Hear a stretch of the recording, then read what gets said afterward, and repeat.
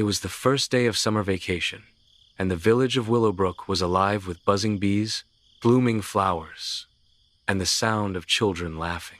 Lily, Ben, and Max were best friends who lived on the same street. Every summer morning, they met under the big oak tree near Granny Maple's cottage. Granny Maple was a kind old woman with twinkly eyes, wild white hair, and the most magnificent vegetable garden anyone had ever seen. One day, as the sun climbed over the hills and spilled light across the grass, the children arrived at Granny Maple's garden to find something very unusual. "Is it just me?" Lily asked, squinting. "Or are the vegetables glowing?" Ben leaned closer to the row of carrots. They sparkled like stars in the morning sun. The tomatoes shimmered red like rubies, and the cucumbers pulsed with a gentle green glow. Max pointed at the eggplants. "Guys, that one's wearing a top hat." Sure enough, one plump, purple eggplant tipped his top hat and cleared his throat. "Ahem. Good morning, children," he said in a very proper British accent. "I am Sir Aubergine, guardian of the magic garden, and I must say you've arrived just in time." The children blinked, speechless. I know, Sir Aubergine said with a chuckle. "Talking vegetables are a bit of a surprise, but we need your help. The magic garden and the entire world's vegetables are in grave danger." Sir Aubergine explained that beneath Granny Maple's garden was a secret realm known as the Root Realm, some magical underground world where all vegetables drew their life, flavor, and magic. Normally, the Root Realms thrived, bursting with energy, laughter, and growth. But now, Sir Aubergine said darkly, a sinister weed named Blightroot has crept into our world. It's spreading rot, spoiling crops, and stealing the magic from our roots. Lily's eyes widened. "What happens if you lose all the magic? No more juicy strawberries, no crunchy carrots, no buttery corn or crisp green beans," Sir Aubergine said. "The world would turn gray. Children would forget the joy of gardens and healthy food." Ben clenched his fists. "That's terrible. What can we do?" "You must journey into the Root Realms," Sir Aubergine said. "Find the heart seed and defeat Blightroot before the rot reaches it. Only children pure of heart can survive the quest." The children nodded bravely. Sir Aubergine tapped the earth 3 times with his little cane, and suddenly, the ground beneath them opened into a swirling tunnel of vines, soil, and light. Down they tumbled, laughing, shouting, tumbling until they landed softly in a glowing underground world filled with strange, twisting roots and glowing fungus. Waiting for them in the Root Realms were 3 remarkable vegetable heroes. Captain Crunchleaf, a tall, strong celery stalk with leafy green armor and a sword made of carrot. Princess Pea, a tiny but fearless pea in a royal green dress with a crown made of clover. Tommy Tomato, round and red with a booming laugh, always ready to crack a joke even in danger. "Welcome, young heroes," said Princess Pea. "You're just in time. Blightroot's rot has already reached the vine villages. We must move quickly." Their journey would take them across 5 treacherous regions. The Stew Swamp, a bubbling, spicy marsh full of runaway herbs. The Pantry Pass, guarded by tricky spice trolls. The Soggy Cellar, where forgotten leftovers became monsters.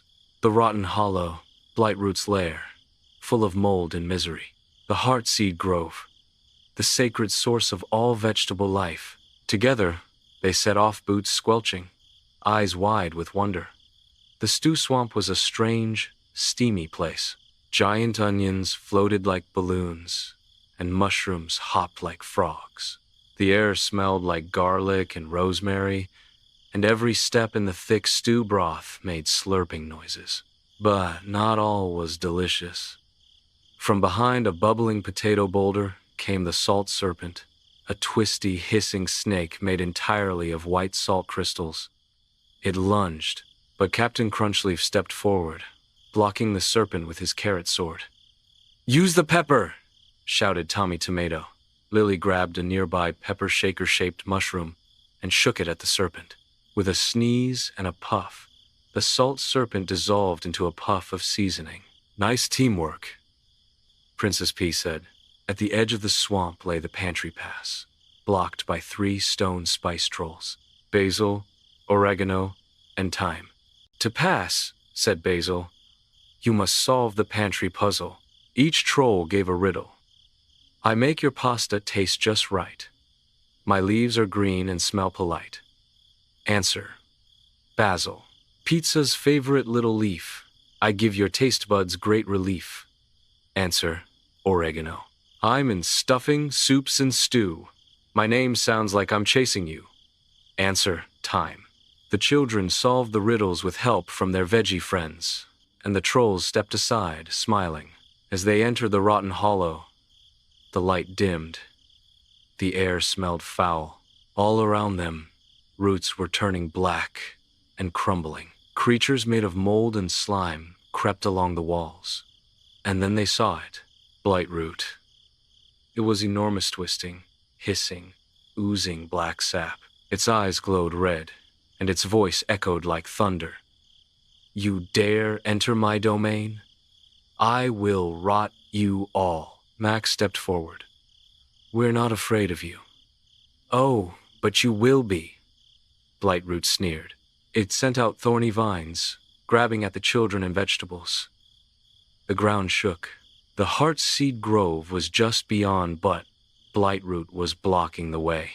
Then Lily remembered what Sir Aubergine said: "Only children pure of heart can summon the power of freshness." She closed her eyes and thought of Granny Maple's garden, of juicy strawberries, crisp lettuce, and the joy of eating fresh food with family. A warm light glowed in her hands. "Quick! Think of your favorite vegetable," she shouted. Ben thought of roasted broccoli with cheese. Max imagined sweet corn dripping with butter. The children began to glow, and their veggie friends joined hands. Together, they summoned the power of freshness, a beam of golden sunlight that burst through the darkness. Blightroot screamed as the light wrapped around him. He shriveled, shrank, and finally, poof, turned into a harmless weed no bigger than a dandelion. The air brightened, flowers bloomed, the roots glowed gold. The Heartseed stood tall in the center of the grove, its leaves shimmering like emeralds. It pulsed with life, its magic restored. "You did it," Princess P whispered. "You saved us all." The vegetables cheered, throwing leaves into the air like confetti. Sir Aubergine appeared, holding a golden basket of freshly picked vegetables. "This basket," he said, handing it to the children, "will never empty. Share it with your village and always remember, eating well keeps the magic alive." With a flash of light, the children found themselves back in Granny Maple's garden. Everything looked the same, but they knew better now. The eggplant gave them a little wink before hopping back into the soil. Granny Maple came outside, wiping her hands on her apron. "My, what a morning nap. Did you 3 water the garden?" They smiled. "More than that, Granny," said Lily. "We saved it." That night, they held a garden feast with their families. They shared tomatoes, peas, corn, and carrots. And though they never told the full story, every time someone took a bite of the magical veggies, their eyes sparkled just a little. Because somewhere beneath the soil, the root realms lived on bright, bold, and full of magic.